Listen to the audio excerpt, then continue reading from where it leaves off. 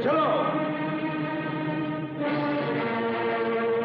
लक्ष्मण भैया, अपने बाणों का संधान करके सावधान रहिए।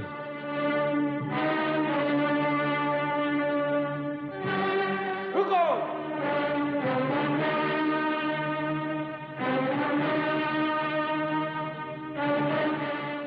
राक्षस कुमार, मैं तुम्हें युद्ध के लिए ललकारता हूं। अपने अस्त्र उठाकर सावधान हो जाओ। अवश्य लक्ष्मण, तुम 2 दिन से मेरे हाथों मरते मरते बच रहे हो, परंतु आज तुम यहां से जीवित लौट कर नहीं जाओगे। मैं तुमसे अवश्य युद्ध करूंगा, परंतु उससे पहले मुझे अपने देशद्रोही, कुलद्रोही काका को प्रणाम कर लेने दो।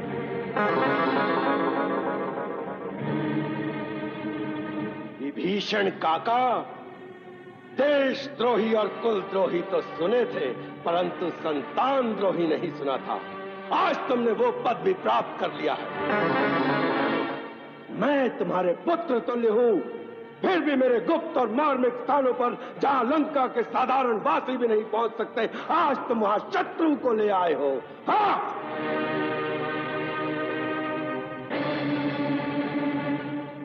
मुझसे ऐसा द्रोह करके आज तुम संतान द्रोही कहलाने के अधिकारी भी हो गए हो। अरे हे राक्षस राजकुमार, तुम्हारा जन्म इसी माटी में हुआ। तुम इस देश के राजा के सगे भाई हो, फिर भी तुमने ना तो अपने कुटुंब के प्रति अपनापन, ना अपने आत्मजनों से स्नेह, और ना ही अपनी जाति का अभिमान ही रह गया है। दुर्बुद्धे, स्वजनों का परित्याग करके दूसरों की दास्ता स्वीकार की है तुमने। अपने कुल की मर्यादा, देश की मर्यादा का हनन करने वाले द्रोही, धिक्कार है तुम पर। मेघनाथ, तुमने स्वयं कभी बड़ों का सम्मान करना नहीं सीखा और दूसरों को मर्यादा का पाठ सिखाने जा रहे हो। मूर्ख, मैंने जो किया है अपने देश की जनता की भलाई के लिए किया है। तुम और तुम्हारे पिता सबको अधर्म की नाव पर बिठाकर मझधार में डुबोने जा रहे हो, परंतु मैं अपने देशवासियों को धर्म के मार्ग पर लाकर तुम्हारे पापों से उनकी रक्षा करना चाहता हूं। अधर्मी, अन्यायी, क्रूर और अत्याचारी राजा का परित्याग करना देशद्रोह नहीं कहलाता। जो धर्म से भ्रष्ट हो गया हो, जिसने पाप करने का दृढ़ निश्चय कर लिया हो, ऐसे व्यक्ति का त्याग करने से मनुष्य उसी प्रकार सुखी होता है जैसे हाथ पर बैठे हुए विषैले सांप को त्याग देने से प्राणी निर्भय हो जाता है। जो दूसरों का धन लूटता है, जो पराई स्त्री पर हाथ डालता है, उस दुरात्मा को जलते हुए मकान की भांति त्याग देने योग्य बताया गया है। परश्वहरणे युक्तम परदाराभिमर्शकम त्याज्य महादुरात्मानम वेशम प्रज्वलितम यथा। तुम्हारे पिता के इन्हीं पापों के कारण अब न ये लंकापुरी रहेगी, न तू रहेगा, न तेरा पिता रहेगा। इससे पहले तुम नहीं रहोगे। तुम लंका का कलंक हो। लंका की पवित्र धरती पर जीने का तुम्हें कोई अधिकार नहीं। इसलिए मैं तुम्हें वहां भेजता हूं जहां यमराज तुम्हें तुम्हारे पापों का दंड देंगे।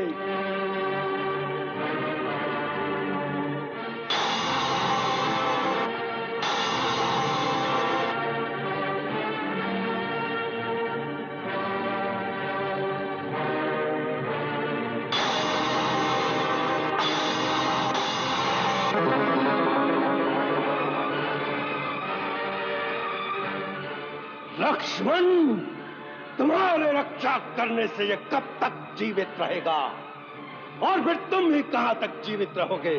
पहले तुम्हारा ही कल्याण कर दूं।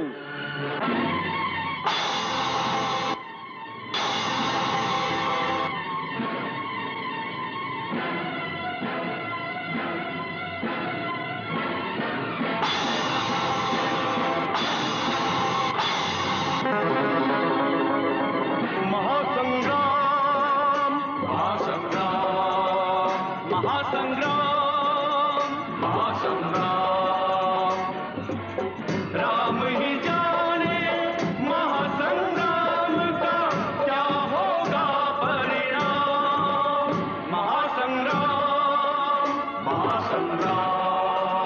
महासंग्राम महासंग्राम।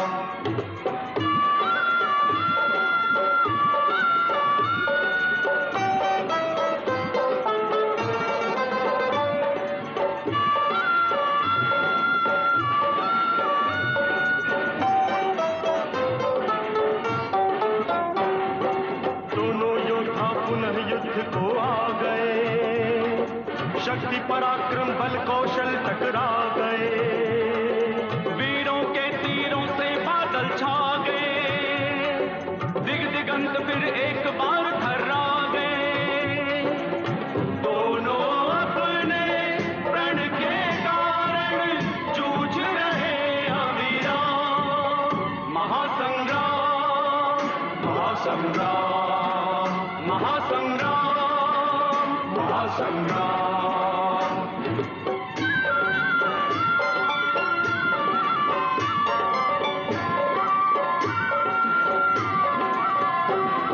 शक्ति प्रहार जो अपने तन पे सह गया, मृत्यु निकट जाकर भी जीवित रह गया। सहज नहीं है उस योद्धा को मारना, किंतु नहीं वीरोचित हिम्मत हारना। जीते जी रण छोड़ के जाना, वीरों का नहीं काम। महासंग्राम महासंग्राम महासंग्राम महासंग्राम।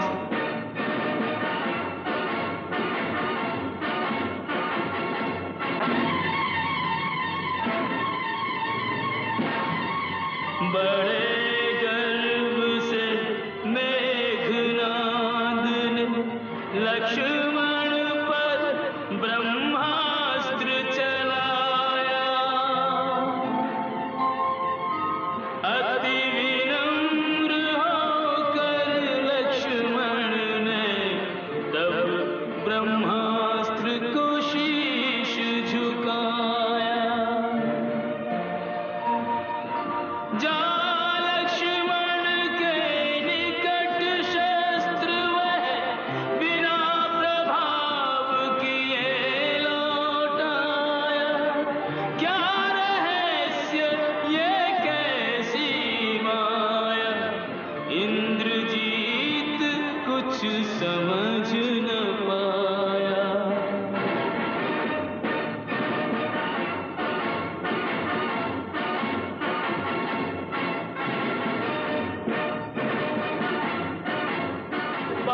पाशुपात संधान करे, किया लखन पर घात। पाशुपात में बसत है पशुपति प्रभु साक्षात।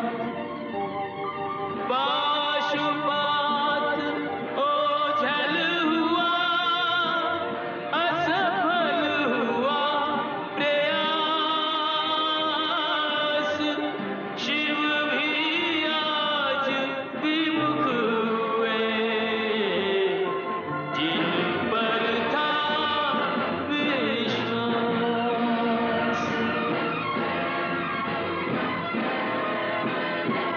ओ नारायण अस्त्र से दुष्टों का संहार। शेष नाग पर शस्त्र ये कैसे करे प्रहार। साधारण मानव नहीं यह लक्ष्मण बलवान। जान लखन की शक्ति को खल हुआ अंतर ध्यान।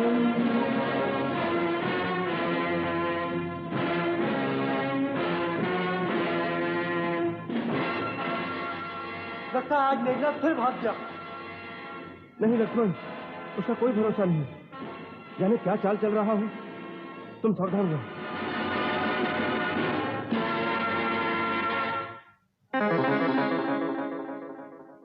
पिताश्री, पिताश्री, पिताश्री।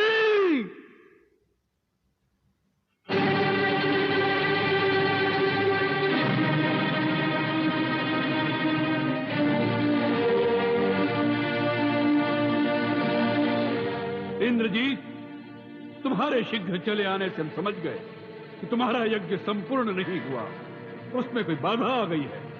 उसका बाधक आपका अनुज भ्राता कुलद्रोही विभीषण निकला, जो शत्रुओं को मंदिर के गुप्त स्थान पर ले आया और यज्ञ में ध्वंस करा दिया। विभीषण, विभीषण, फिर भी तुमने उस नीच देशद्रोही को जीवित छोड़ दिया। पिताश्री, मैंने उसी के लिए इतने दिनों से यम अस्त्र बचाकर रखा हुआ था। आज मैंने वही यम अस्त्र उस पर छोड़ दिया, परंतु लक्ष्मण ने एक ऐसी शक्ति चलाई जिसने मेरे अस्त्र को रास्ते में ही तेजहीन कर दिया।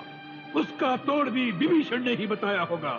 नहीं, उसका तोड़ देवताओं के सिवा इस धरती पर कोई नहीं जानता। तो क्या लक्ष्मण को देवताओं ने बता दिया? नहीं, उसे बताने की कोई आवश्यकता नहीं। लक्ष्मण देवताओं का देवता है, लक्ष्मण नर नहीं, कोई अवतार है। इंद्रजीत,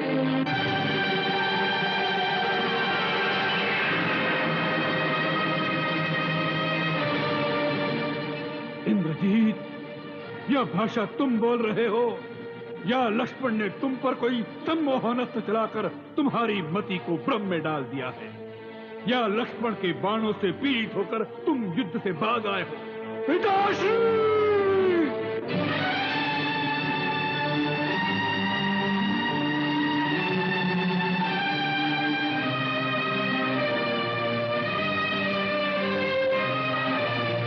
क्षमा करे महाराज, परंतु मुझे कोई कायर कहे, इस बात को मैं सह नहीं सका।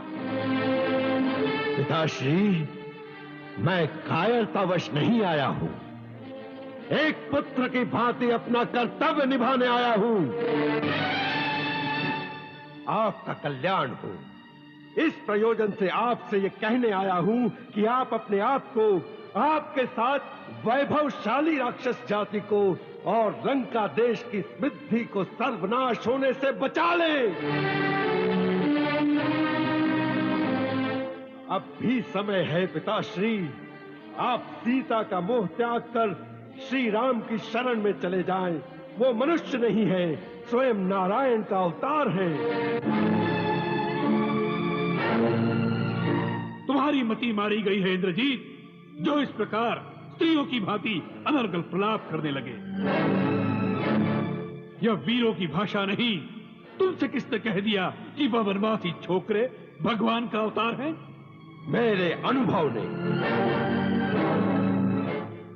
आज मैंने लक्ष्मण पर उन तीनों अस्त्रों का प्रयोग किया जो अमोघ हैं, जिनकी शक्ति से बढ़कर तीनों लोकों में कोई अस्त्र नहीं, जिनका ना कोई तोड़ है। पहले मैंने ब्रह्मास्त्र चलाया, परंतु वो लक्ष्मण का वध करने से इनकार करके तेजहीन होकर लौट आया। क्योंकि कल एक समय जब लक्ष्मण मुझ पर ब्रह्मास्त्र चलाना चाहता था, तो राम ने उसे नीति विरुद्ध कहकर रोक दिया था। आज ब्रह्मास्त्र ने मुझसे भी यही कहा था कि इस समय इसका प्रयोग नीति विरुद्ध है। इसके चलने से देवलोक, पाताल, पृथ्वी, तीनों लोक में विनाश की ज्वाला भड़क उठेगी। परंतु यह सब अधर्म और अन्याय को विजय दिलवाने के लिए नहीं हो सकता। इसीलिए ब्रह्मास्त्र तेजहीन होकर लौट आया।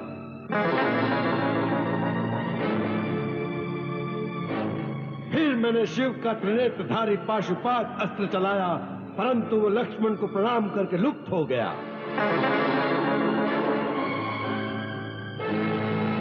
फिर मैंने भगवान नारायण का अमोघ चक्र, जो त्रिलोकी की अंतिम शक्ति है, उसे चलाया, परंतु नारायण चक्र लक्ष्मण की प्रदक्षिणा करके लौट आया।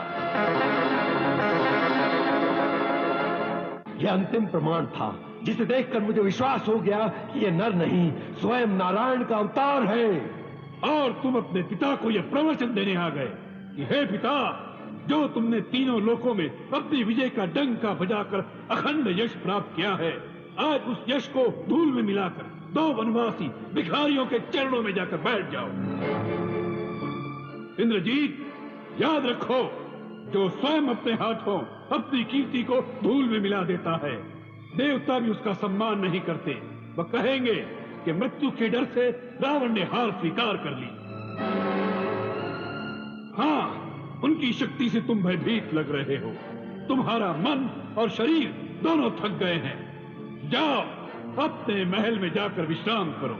यह युद्ध रावण का है और रावण इसे अकेला ही लड़ लेगा। रावण का मार्ग स्थिर हो चुका है, उसे अपमान और अपयश का नया मार्ग मत दिखाओ इंद्रजीत।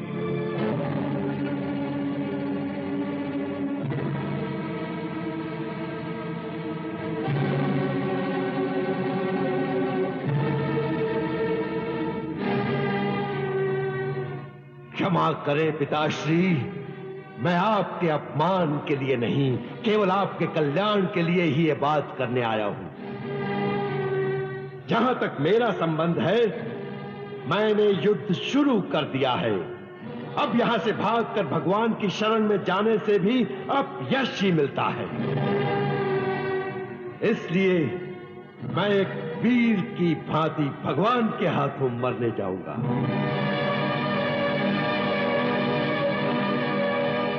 जो पिता से विमुख होकर जाते हैं, भगवान भी उनका आदर नहीं करते। इस समय मेरा स्थान राजमहल में नहीं, केवल युद्ध भूमि में है। यदि राम मुझे तीनों लोगों का राज्य भी प्रदान कर दे, तो भी मैं युद्ध से भागे हुए कायर की संज्ञा लेकर जीवित नहीं रहना चाहता। क्योंकि मेरी आत्मा ही मेरा सम्मान नहीं करेगी, तो दूसरे क्या करेंगे? मुझे आशीर्वाद दीजिए कि यदि मेरी मृत्यु भी लिखी है, तो मैं एक वीर की भांति अपनी आन के साथ इस प्रकार मरूं कि राम भी मेरी वीरता की प्रशंसा में नतमस्तक हो जाए।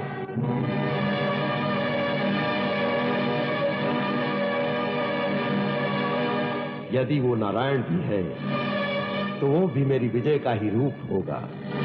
तुम्हारी जय हो इंद्रजीत।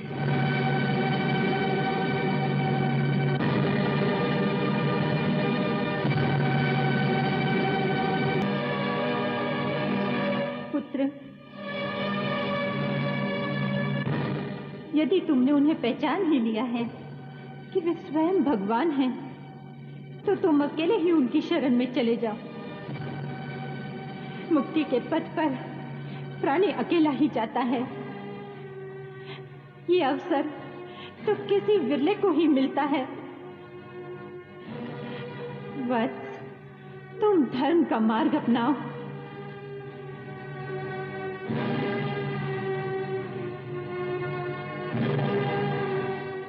माता, जो पुत्र अपने पिता से विमुख होकर पिता को शत्रुओं में अकेला छोड़कर मुक्त होने जाता है, उसका देवता तो क्या, भगवान भी आदर नहीं करेंगे।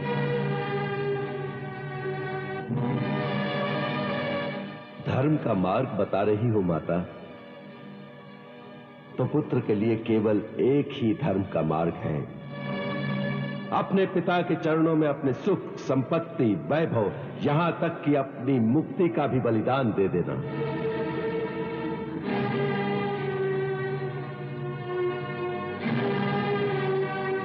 स्वयं राम ने भी यही आदर्श सिखाया है। माता, मुझसे कोई भूल हो गई हो तो क्षमा कर देना।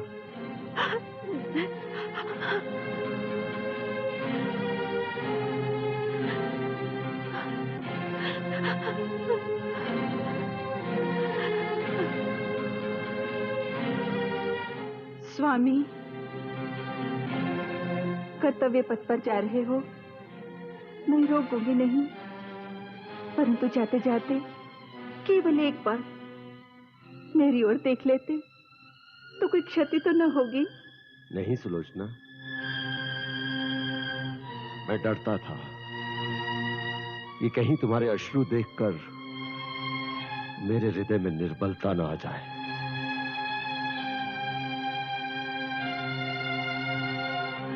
देख लीजिए, इन आंखों में कोई अश्रु नहीं। पत्नी का धर्म होता है पति की कर्तव्य पूर्ति में उसका साथ देना, उसके उत्साह को बढ़ाना, ना कि अपने मुंह से उसे निर्बल करना। पति पत्नी का संबंध तो जीवन मरण का होता है, फिर रोना किस लिए?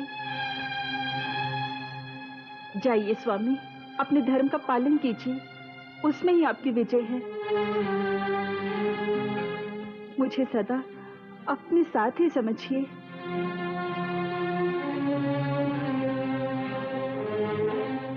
सुलोचना, तुम धन्य हो।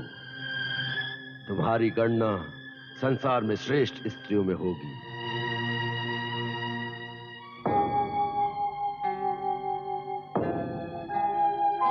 प्रेयसी दो अंतिम बार विदा, यह सेवक ऋणी तुम्हारा है। तुम भी जानो मैं भी जानूं, यह अंतिम मिलन हमारा है।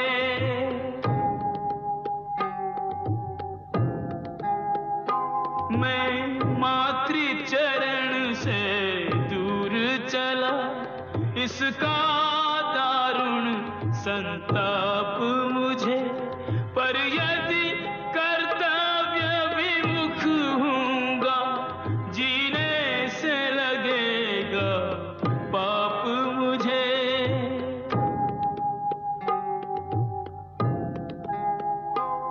अब हार जीत का प्रश्न नहीं, जो भी होगा अच्छा होगा। मरकर ही सही पितु के आगे, बेटे का प्यार सच्चा होगा।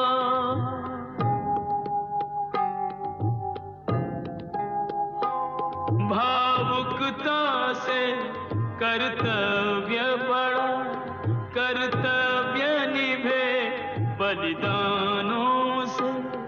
दीपक जलने की रीत नहीं, छोड़े डर कर तूफानों से।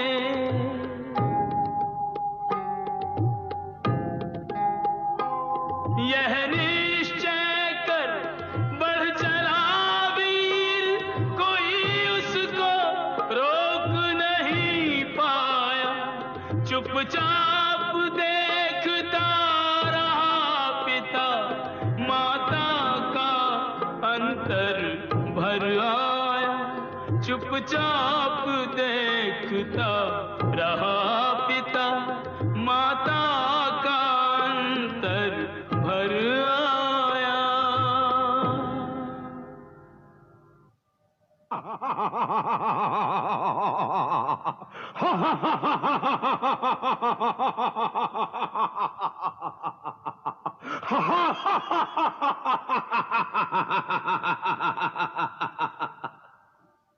लक्ष्मण, आज का युद्ध तेरा मेरा अंतिम युद्ध होगा।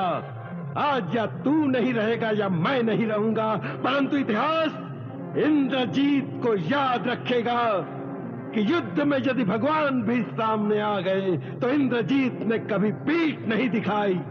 वैसा ही आक्रमण किया जैसा शत्रु पर करना चाहिए।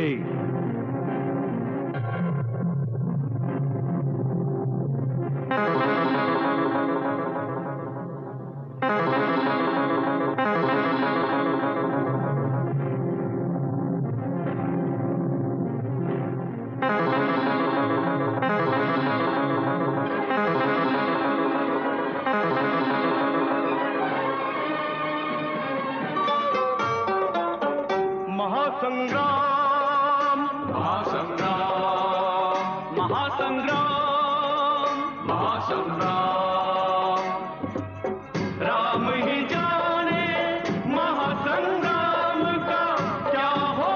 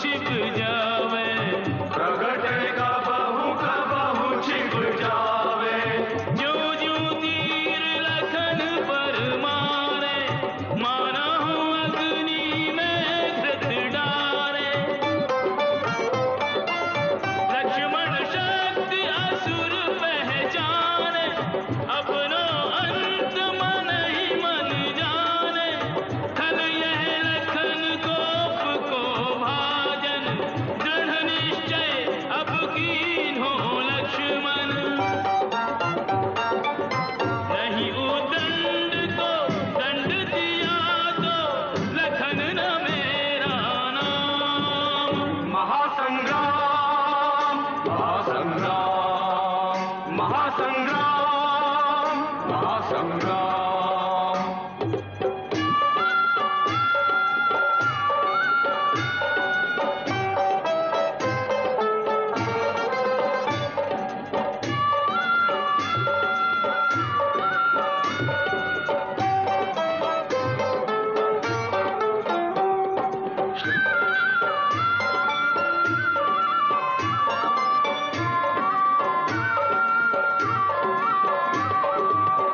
खिलाया खेल के अब ये खेल यही पर्याप्त हो, खेल यही पर्याप्त हो। मायावी राक्षस की माया और न जग में व्याप्त हो, और न जग में व्याप्त हो। तू है वीर, वीर गति तुझको वीर के हाथों प्राप्त हो, वीर के हाथों प्राप्त हो। देखना तुम तेरी जीवन लीला यही समाप्त हो, लीला यही समाप्त हो।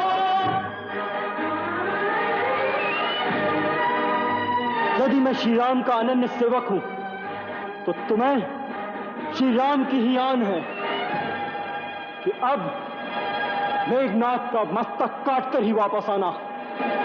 लक्ष्मण, यदि तुझे श्री राम की आन है तो इंद्रजीत को अपने देश की आन है। इंद्रजीत के जीते जी इस देश पर शत्रु की विजय पताका कभी नहीं फहरा सकती, कभी नहीं, कभी नहीं, कभी नहीं।